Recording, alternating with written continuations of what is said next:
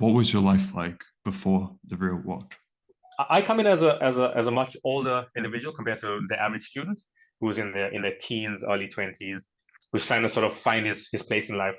I also grew up in a very different time where we didn't have access to the internet in my earlier days. It was just a few select people. You needed to go to like an internet cafe, or you needed to go and read the stuff in a library and like photocopy books. So I come from a very different age where you have to work very hard to gain the knowledge that you have. Um, so coming into the real world and seeing how easily available some of this information is actually surprising.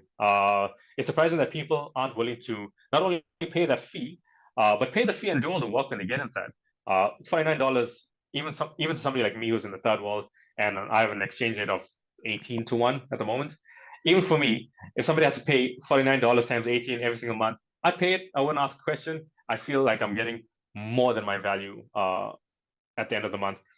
But the thing that surprises me is we have everything that you could ever think of in terms of modern wealth creation. Any sort of sphere of influence, any sort of sphere of investing, trading, stocks, crypto, Amazon FBA, copywriting, personal finance, any realm of human endeavor that you can imagine is covered, and not only covered by normal people, covered by professionals, covered by multi-millionaires in these specific fields. Um, so my life's changed quite drastically because I've actually been awakened to how lazy people are, how little work and effort they're willing to put into not only their education but themselves, because your education is a direct translator of what you will become. The less you know, the less you can be, is something that I always believe. So it's actually surprised me. I always thought people were relatively smart, relatively intelligent, maybe lazy, but I never realized how people weren't even willing to go and take something that's spoon fed to you that will guarantee you to improve your life or make you money or make you a more experienced individual in a certain sphere of life. Even when they have that, they don't want to they don't want to take it. They don't want to take it. So that's why people like the professors, people like the captains and apprentices become very important because they become the link between the information and the actual individual. Because the individual can come in, he can pay his sort of monthly subscription and just sort of lose track of what he needs to do, be overwhelmed by the amount of information, the knowledge that could be shared and learned.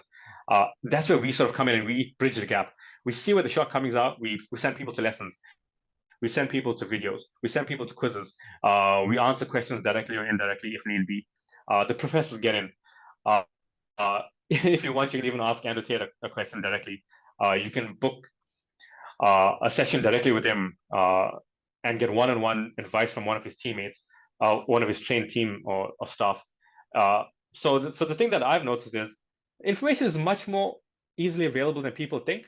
Making money is not as difficult as you think, but it's just people are lazy, not willing to work, get overwhelmed, too too insistent on staying within the matrix and staying within the parameters that have been set for them. But it's our job to break people out. It's our job to pull people out of the matrix one by one if that needs to be the way we do it. Yeah, that's how my life has changed through the real world. I've seen that people need us. People need us, and people need us desperately because without us, they wouldn't get out on their own, unfortunately.